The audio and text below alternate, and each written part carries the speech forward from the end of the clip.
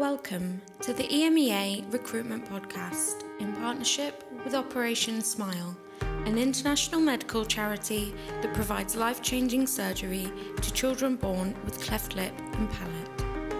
If you'd like to find out how you can support this cause, please visit emearecruitment.com/operation-smile. In this episode, we're joined by Stuart Whiting, the Senior Vice President, Global Supply Chain, Logistics and Planning at Schneider Electric. He discusses how he's driven efficiency in global supply chains during his 30-year career. Hi everybody, thank you for listening to the EMEA Recruitment Podcast. It's Paul Toms here, and I thought I'd just give you some exciting news of what we're doing here at EMEA to further our relationship with the great guys over at Operation Smile. So during the month of October, we are taking part in something called a Miles for Smiles challenge. And this challenge that we're setting ourselves is going to be traveling the distance of our offices in the UK, the Netherlands and Switzerland through a variety of activities and events to help raise awareness and money for the guys at Operation Smile, who are obviously the official partner of the EMEA Recruitment Podcast. So with this in mind, to help us raise new smiles for children born with cleft lip and palate, please help us to donate and raise some money and awareness for this great cause. You'll see a link on the podcast promotion, and I'll be delighted even if you're able to donate a very small amount to this cause, and hopefully between us and the great network we have, we can help these children in the developing countries have better lives. Thank you so much for your help and enjoy the podcast. Bye-bye. So, hello everybody. Welcome to the next episode of the EMEA Recruitment Podcast in partnership with our good friends over at Operation Smile. As my colleague Rose mentioned today, we're delighted to welcome Stuart onto the podcast. So hopefully you can hear me okay, Stuart? Yeah, hear you loud and clear. Thank you, Paul. Excellent, excellent. So I know, as I mentioned there, our show is in partnership with the charity Operation Smile. So I thought maybe a humorous way to start the podcast off would be to ask you what the last thing was that made you smile, Stuart. Well, fortunately, I smile regularly, but the one that really tickled me and one I got great joy of was actually taking my grandson for his first swim this weekend. So watching him in the water and discovering water as well as all of the play toys that were in the water and then beginning to swim really sort of resonated with me. And I'd say, you know, it's been a cause of reflection for quite a few days. I really got a lot of joy out of that moment. No, that sounds great because because I think I know you travel around quite a lot. So what part of the world were you taking and swimming in? It was in the UK, so braved the weather of the UK, and off we went, and it was a success. So, unfortunately, the weather blessed us as well with warmth and good sunshine as well. So it was okay. No, excellent. So I know, obviously, meeting up with family and friends has been a big challenge for everybody over the last 18 months. We're recording this podcast in September, and things are starting to move a bit more in the way of normality now and being able to meet up with people again. I mean, one of the things that I usually like to find out from people is what really they feel they've learned about themselves over this challenging time where you've not managed to meet up with people and with colleagues on a regular basis. So is there any positives you've maybe taken from the whole COVID situation, Stuart? I've taken a tremendous number of positives from it. I think one of the key things is that we've learned to communicate and collaborate far better, particularly within the supply chain. I think leaders have learned to be more empathetic as well. So making time to really make sure that the teams and the people that you work with and your suppliers and your customers are genuinely well. Not just how are you as a casual remark, but really how are you, asking about family, asking about how they're managing in the situation. So I think by being more empathetic and demonstrating a higher level of EQ, we've actually succeeded in bringing the teams together a lot closer. And equally, when it comes to driving focus, particularly with all the challenges that are out there today in supply chain, has made us function as a team a lot better. I also believe decision making is a lot quicker. And again, I think that really comes from focus. prioritization as to what's being done. And it's also driven empowerment and trust, so really empowering the teams to act and to make decisions on the spot, empowering them with that authority to act with the good causes and needs of our customers, with the balance of the organization in mind as well. And therefore, I think we've actually become a lot more efficient and far more time effective in terms of our day-to-day working activities. I mean, it's a really interesting answer. I mean, there's quite a lot in there as well. You mentioned the communication, showing stronger empathy, the decision-making side of things, and empowering the people around you to work in a more efficient and effective manner. I mean, it's there's a lot in there that we can almost maybe hesitate to use the words, but be grateful for from the whole scenario we've been through in the last couple of years. I mean, I think it's something that's obviously, it's been very challenging. I mean, what for you has been the biggest challenge? Because there's all these positives there that you've taken from it, but I guess there's obviously been moments for everybody where it's been quite tough and challenging. I mean, has there been anything that's really jumped out to you as one of the most challenging things you've had to deal with? There's two. I'll talk about personal, I'll talk about professional. I think on the personal side, there was a period where I was separated from my family for 8 months, including missing Christmas and wedding anniversaries and birthdays and events such as that. Again, because we just couldn't travel. I was in Singapore. Most of the family was in the UK and our son was in the US. So on a personal side, that was difficult. But again, through technology, we kept the family together. We had some laughs. We had some virtual get-togethers, a virtual Christmas and present opening and so on and so forth. But we overcame. And I think it's, the strength and reminding everybody that be grateful we got a roof over our heads, there's food on the table and everybody's safe. But remember those that are not as fortunate, let's say. So I was really thankful in that way. I think it made the family stronger as well.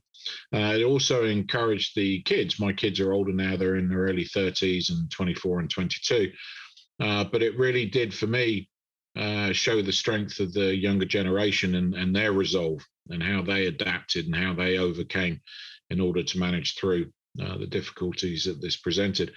On a professional side, and particularly when you're managing transformation, there's actually only so much you can do using Zoom or Teams or the never-ending conference calls. And there really is a need to be with the teams and to not physically, but sort of virtually, hold people's hands, look them through the eyes and coach and support them through change and transformation, and really be able to see if the objectives of what we're trying to achieve are being properly understood. So sometimes I feel with technology, you miss that connectivity that you only get when you're physically together.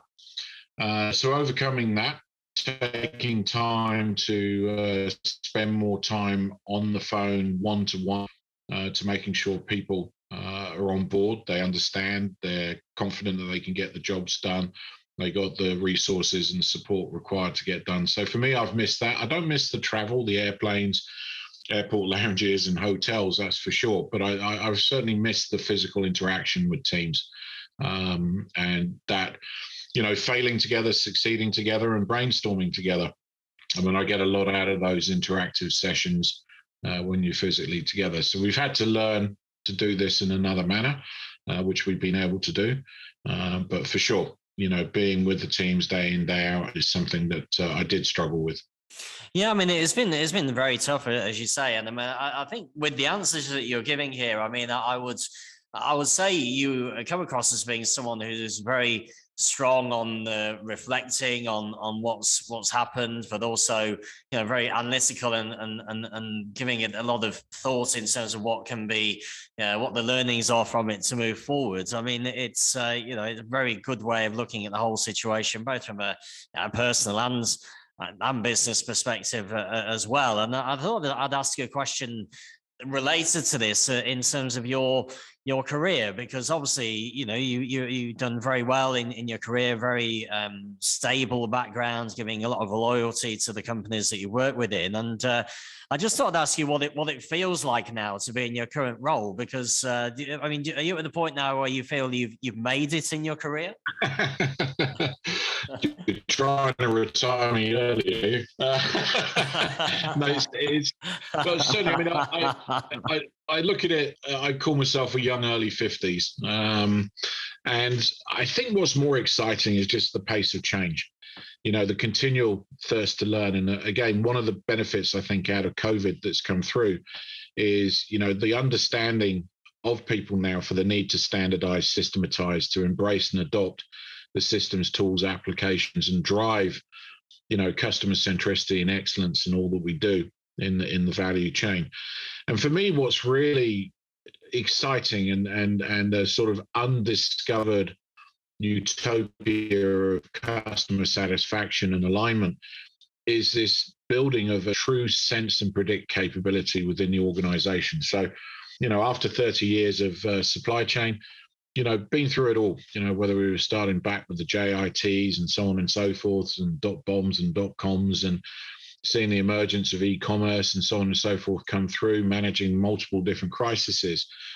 The power of technology, the power of digitization, the power of data, single sources of truth, which is truly beneficial, multi-generational to the organization, where it allows, the real value that our younger talents can bring to the organization to be properly married with the elder generation who've got a bit more business wisdom, let's say, a bit more understanding as to how things really work, but most importantly, come together and drive the next level of efficiency. And I'm really seeing, organizations recognize now that supply chain is truly the differentiator. It is the winning edge. It is what differentiates organizations at the point of sale, and the ability of the supply chain to orchestrate and execute to that perfect order really does now finally marry with the objectives of the P&L and the financial objectives of the organization too. So I'm starting to see,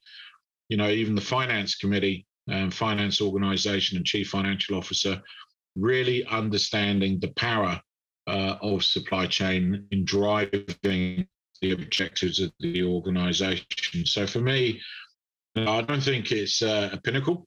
I just think I'm on a journey which has always been around transformation and change, but we really are now on a very exciting future and horizon in terms of the next generation of supply chain. Melanie, you mentioned there about the power of supply chain and it being the differentiator between the success of a business and so on. And it's clear when you're talking about it that there is a passion there that you have in this discipline. And I thought, I should ask the question really, how you ended up in supply chain in the first place, because usually what you tend to find is people very rarely decide the career path they're going on. There's a range of events or meetings or circumstances that lead them in this direction. So I thought it'd be just interesting to hear how you ended up in supply chain in the first place, really. Yeah, absolutely. It was by accident. When I was a young boy and I reflect on what I wanted to do, my career aspirations and what I tried to do, then it's far from it. I wanted to be what was known as a rocket jockey and a fighter pilot in the Royal Air Force. Royal Air Force were polite enough to tell me that I wasn't quite good enough from a navigation standpoint, and they didn't want me running around with 10 million pounds, multi-million pounds of airframe, not knowing where I wanted to go. So I figured it was a relevant decision on their part. So it led me to another course of action. And I sort of fell into supply chain. But when I fell into this, it wasn't called supply chain. It was called distribution. Things weren't properly connected. So for me, it's really, I'd sense that I've grown as supply chain has grown, as awareness has grown, as digitization has grown.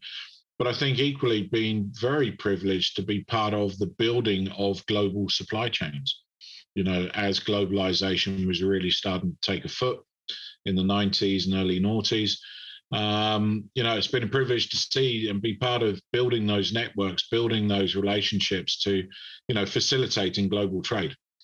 So yes, it's been a hell of a journey. But as I referred to the previous question you asked, it's one thing that's always kept me engaged. It's no day is really the same. There's always this constant balance of day to day and transforming as you learn and injecting that into the processes and systems and tools of the future, but equally investing in our people, making sure that you've got the right competencies, not just for the moment, but equally for the coming 3 to 5 years ahead. Mm-hmm. No, again, interesting. I mean, you mentioned there your experience over the years on a global scale, and I know you've lived on most continents and developed a real track record of growing businesses over that time, with the supply chain being at the heart of it. So, I mean, what do you think has been the key to your success, would you say? Well, again, strong, profitable growth really comes from a multiple area of key focus areas. But the key ones here is really understanding your customers and then clearly making sure that the culture of the organization, i.e. your teams, fully understand where they are in the value chain as satisfying the needs of those customers. And to me, it doesn't matter how good your understanding of the marketplace is. You could have one of the clearest strategies that are out there in terms of how you're going to optimize on that marketplace. If you don't bring the culture with you and you don't have the right leadership in the organization, you're never going to attain the customer alignment that will allow you to drive the efficiencies, optimal market share, and consequently the profitability that the organization seeks. And I always focus on the customer. By focusing on the customer and using both structured and unstructured data through surveys and otherwise, you actually help to strip the emotions out of the business. You help to break the entire organization down to a single point of focus. And you get organizations away from thinking vertically by their various functions or domains and think horizontally. Customers buy horizontally across enterprises. And therefore, it's imperative that against those different buying behaviors, you really show the linkage and think horizontally, but importantly, cascade down through the organization the roles and responsibilities, the value that each of those individuals play. Obviously, making sure the business processes are there, the IT systems and tools are there to empower them as well. It's then equipping that workforce with the competencies to be successful. And then last but not least, it's about clear communication and clear collaboration. One that as leadership, you've got to constantly be on the footing of what I call coaching and support. You need to be firm, of course, when required, but recognize that, change is a constant, and it's just getting more and more shorter time periods over which change occurs. But you've constantly been there, and you've got to be there to mentor, to coach, to support. But be honest when you yourself are equally on a journey of learning. And for me, I find that brings teams together, multi-generational, cultural diversity, really come together. Everyone's focused on the same missions. Everybody appreciates the sort of 80-20 principles, if you wish, around standardization, where you still need degree of localization to accept local cultures and business governance and so forth. But for me, bring the customer into the center of the enterprise, re-engineer outside in. So when you look at your processes, your system, your tools, and organize and structure accordingly, and then invest in the competencies to make sure that people are successful. Hi everybody, it's Paul Thomas here. I hope that you're well and you're enjoying the podcast so far. Thank you once again for your continued support listening to the podcast. I just wanted to break into the recording to talk to you about a really exciting new partnership that EMEA Recruitment has along with Operation Smile. And as founder of EMEA Recruitment, it's an honour and a privilege to announce this partnership. Personally, I was born with a cleft lip and palate, so the mission of Operation Smile is something that I have a strong personal connection with.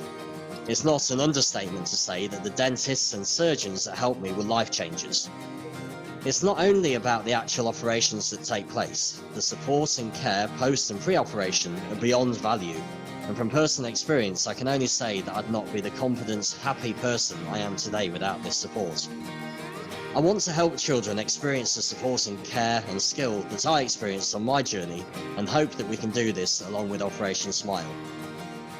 Every 3 minutes, a child is born with a cleft lip or cleft palate, and the mission of Operation Smile is to provide help and support to these children through providing 6,000 medical volunteers across 80 countries who are dedicated to help these children with facial conditions, most commonly cleft lip and cleft palate. More than 200,000 children are born with a cleft every year, and they are often unable to speak, eat, socialise or even smile. However, it can take as little as 45 minutes and cost just €180 or 182 francs for Operation Smile to provide a child with life-changing surgery. Now, in partnership with Operation Smile, EMEA Recruitment is raising valuable funds and aiming to create 100 new smiles to support the organisation to provide free surgeries for children and young adults all over the world. Please help us by donating through the link in the bio, or get in touch to see how your company can help get involved too. For the moment, I'll leave you to carry on listening to the rest of the podcast, but if there's anything I can do in terms of answering any questions or finding out how you can help and support EMEA Recruitment and Operation Smile, then please don't hesitate to reach out to us. Thank you once again, and enjoy the rest of the podcast. I mean, I think there's a common theme running through this as well, Stuart. So, you have the very strong focus on your customers from an external point of view, but also you've also mentioned a few times about the importance of working closely with the internal teams and internal customers as a team leader and people developer.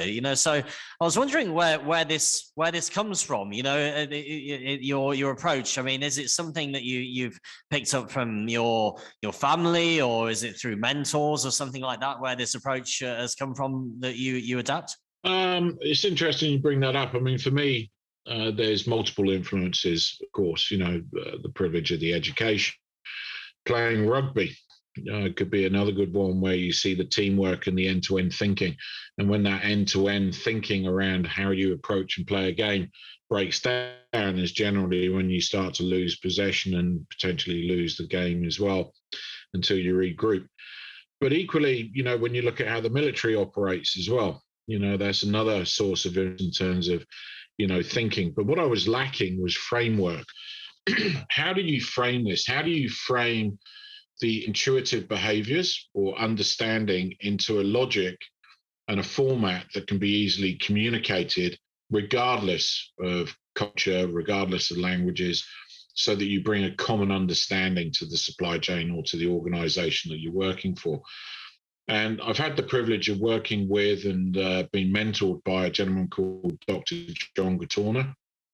And for me, his whole process of dynamic alignment and how you bring into sync, the marketplace, understanding the buying behaviors and the attributes that drive those behaviors in your targeted markets, linking that to the strategy and ensuring the cultural and leadership alignment to delivering that. And again, if the leaders are not properly aligned, the culture is not properly influenced and supported, you're never going to deliver that strategy. And if you don't deliver the strategy, you're not going to penetrate the marketplace as keenly as you had. So, there's a combination of life experiences, but in particular, one individual, Dr. John Gatorna, as I've mentioned before, who's a recognized thought leader in supply chain. Cranfield University helped me further shape those thoughts. And then I've been very lucky to work for some incredible leaders who've been very influential in my life, from being a young go-getter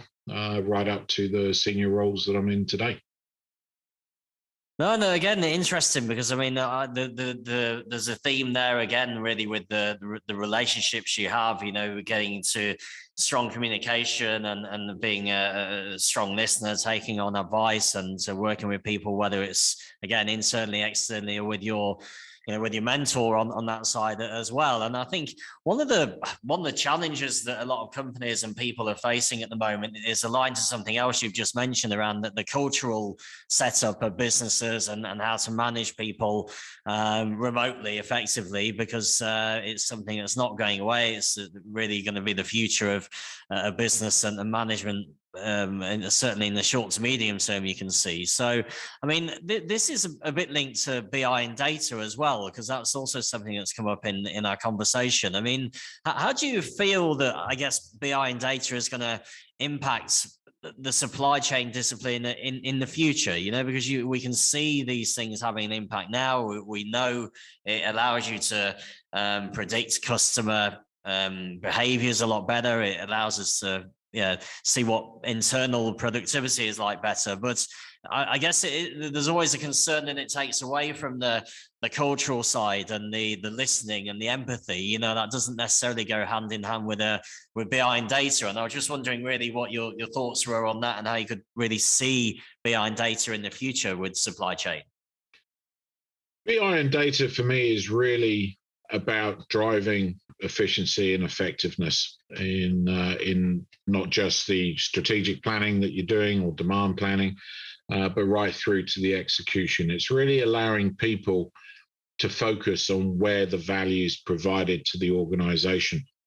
And if one of the things that's been accelerated through COVID is the need for speed, agility, and resilience. And what, to me, effective BI and data analytics provides is the ability to focus on that value, focusing on the demands of our customers to make very timely and sustainably or cost-effective decisions around how we support them. So for me, there's level one analytics and data and business intelligence. And to me, I liken that to taking a pulse, you know, making sure that, you know, the ecosystem is healthy, it's functioning, it's working. And if there are any problems, you're isolating those problems so that the organization or the leaders, you know, that could be a category manager in procurement, it could be a demand planner or supply planner in planning, down to a distribution center manager or a factory plant manager that's there, and equally a transport manager. It really helps the organization to focus the resources where the maximum impact can be felt. The level two analytics, which is back to this sort of demand, sensing and predicting state, is really now allowing people to bring more intelligence. It's about bringing data in a structured way that, you know, decision makers or those responsible for certain activities have a more informed position before taking decisions, and one with more timely data, with more what I would call scenario availabilities, you know, which measures impact up or downstream, customer impact with regards to sustainability or CO2 emissions, to then, of course, cost and service that's there. So for me, it's going to help the supply chain be more responsive, more speedy and agile, but more critically, and as we've witnessed and continue to witness with the pandemic, the resilience to support and drive what needs to be accomplished within the supply chain to meet the needs of the organization and our customers. No, that's it. I mean, it's something that's if I look at other guests we've had on the podcast from the supply chain field, you know, when I've asked that question, there's a big consistency in that answer. You know, that they all see it as a very value-adding, efficient piece of technology that can really help, you know, supply chain and businesses in the future. You know, so it seems that there is a consistent feeling about the benefits of BI and data and what it can bring to organizations and to individuals as well. I mean, I think one of the challenges that has been mentioned about it is that you know, obviously it can be quite data intensive. It's quite difficult to, you know, to know where to draw the line between analyzing the data and making a decision. And actually, it sort of links into a question I was going to have for you, actually, because you mentioned things like the 80-20 rule and how you know, you're very focused and you look at your priorities. You know, I mean, I think, you know, clearly that has been the challenge for a lot of people, especially at the start of COVID. But I think even taking COVID out of the equation, time management and focusing on priorities is something that always has been a challenge for people, I think, in life just generally, you know. So, I mean, how have you really manage that? Because you do seem to be someone who's very focused, very driven, good on the time management side. You obviously have a lot going on. You've got the BI and data influencers. So, I mean, how do you manage your time to avoid, working, 15-hour days? Is there some kind of magic approach you have that you can pass on to people? Magic approach. Well, unfortunately, the 16-hour days will still creep in to the agenda.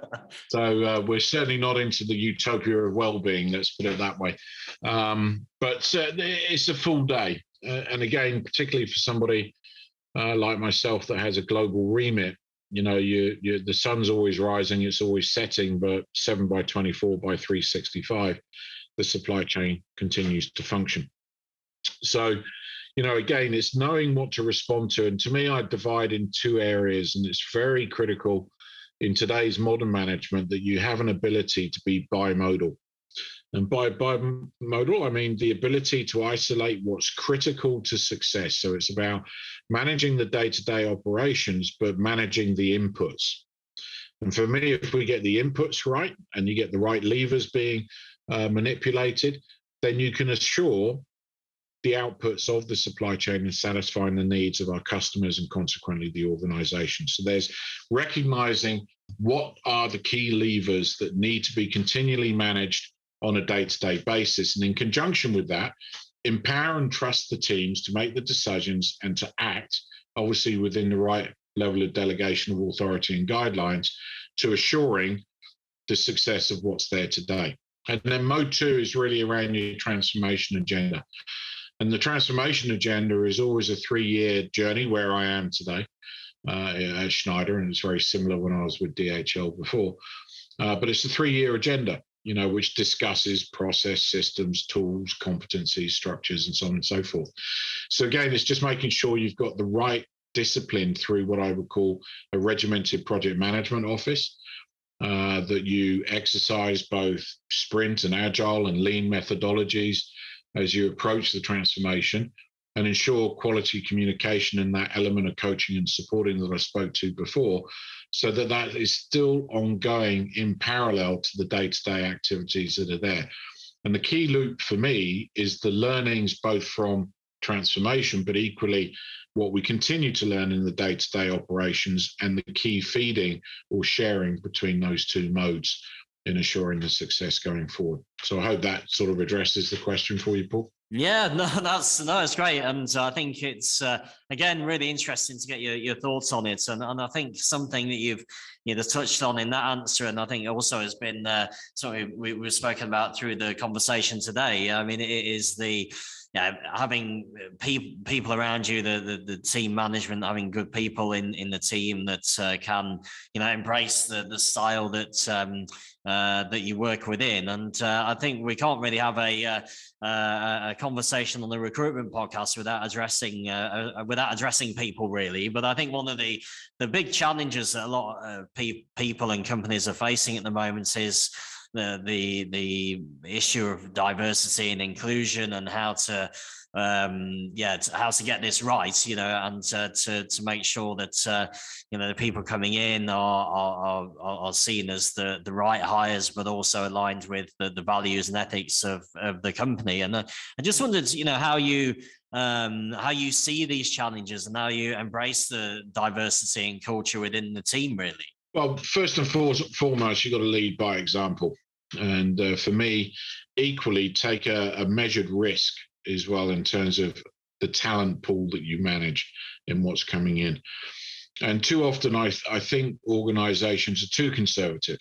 They rely too much on experience. They rely too much on existing competencies and don't pay enough attention to a candidate's ability to learn, to adopt, to adapt, of course, but most importantly, a passion to get the job done with excellence and continue to learn. And I think for me, I've always got the best out of teams that are continually learning. I think too often people can get bored or they can get stale once they get to a certain level of maturity from a point of view of experience and competencies.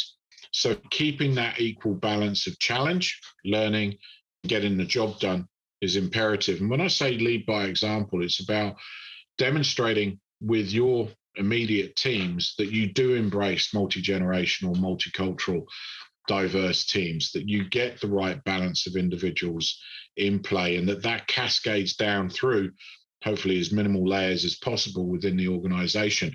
And it's important also to recognize that as a leader, you don't want to influence too much what your N-1, for example, will be recruiting as well. And why do I say that? Most critically, our customers are not all the same. They don't all exhibit the same behaviors. And if you over-influence the recruiting processes or the decisions that your N-1 are making, or the decisions you have a tendency of potentially hiring people that are like. And what you don't want is an organization that thinks all the same. You've got to recognize from the outside in that each marketplace is different, customers behave differently, and consequently, how we behave as a supply chain, be it lean, agile, flexible, has to demonstrate those attributes in order to be perfectly aligned with the outside, the markets that we're trying to conquer. And that to achieve that, you need to have diverse, multicultural teams in order to achieve those objectives. No, I mean, I think you obviously mentioned there about the people need to be willing to learn and have a passion for the discipline that they are applying to work within. And I guess, linked to what we were talking about earlier on the BI and data side, I mean, this is still relatively new. I mean, I think there's not really let's say a really defined career path in that discipline as yet. So I suppose, I guess if people are, fairly early on in their supply chain and procurement career, and they're wanting to get into this area, would your advice be that they should be trying to learn as much as they can around BI and data, and bring build up a passion for it to then present themselves well when they go out on interviews, or would there be something else as well within that? BI and data is important, but it is a input. Okay, it's still important to understand the process. It's still important to understand that you need to triangulate in order to make the right decision. So when you look at the strength of our data engineers, data scientists, and everyone else that's in our organization, not many really have what I would call the business acumen to make sense of what that data is saying to you, what you're going to do with that data. So it's important that you've got practical experience and you've got practical knowledge around a given domain. And what I like to say is it's supply chain professionals that understand at least, the functionality of source, plan, make, and deliver with maybe a domain or a number of domains, key experiences, let's say logistics and planning, and understand the role that data can play. In this understanding the process end to end, the systems and tools, and the data that's available. I mean, to me, what is the data value chain of the supply chain? What is the data objects that you need to intelligently manage the day-to-day and build competency to build sense and predict capabilities for the future? So for the young talents that are out there, I would strongly recommend finding organizations that expose you to the multiple aspects of supply chain: source, plan, make, and deliver. Make sure that you spend time locally and at regional levels and at global levels, so you get the different perspectives and bounce between those roles as you continue to mature in your career, and then understand the benefits of what data can provide. Again, a lot of people seem to think that systems, tools, and data could be the silver bullet. But unless you're really clear in articulating what you need the data to help you decide, or what decisions you need to make, and understand what data it's going to help influence that, you can't write the algorithms and the programs and the black box to produce what you need. So you've really got to be very clear on the objectives of what you're trying to achieve. And therefore, as a young practitioner of supply chain, attaching yourself with mentor, recognizing good leaders, recognizing subject matter experts and a business process reference and people that understand those processes, and invest time to learn. And in learning and in watching and observing, connect the dots, because today's supply chain is truly about end to end. It's not just about being a planning expert, an expert or a logistician, that's subject matter expertise. But the supply chain leaders of the future are the ones that are truly end to end, and that includes our suppliers and our customers. You mentioned there about the committing times to learning, and I just thought I'd ask you if there are any books or blogs that you're currently reading, or any articles you would recommend to supply chain professionals from that point of view. Sure. I mean, learning's always important. I mean, there's a couple of publications that I read electronically, of course, now these days. But I'm a big fan of the Financial Times and The Economist. That sort of gives me a good balance of what's sort of going on out there and what I need to be aware of, and even helps some of the sense and predict or moments when you realize that maybe you've missed something. But I think there's importance to read personally as well as professionally in there, and I'll get to a recommended read for everybody on supply chain. But on a personal note, I think, and particularly through the pandemic, everything we're going through now, mental welfare is key, and making sure that you stay agile, focused, and in good spirits, emotionally and mentally.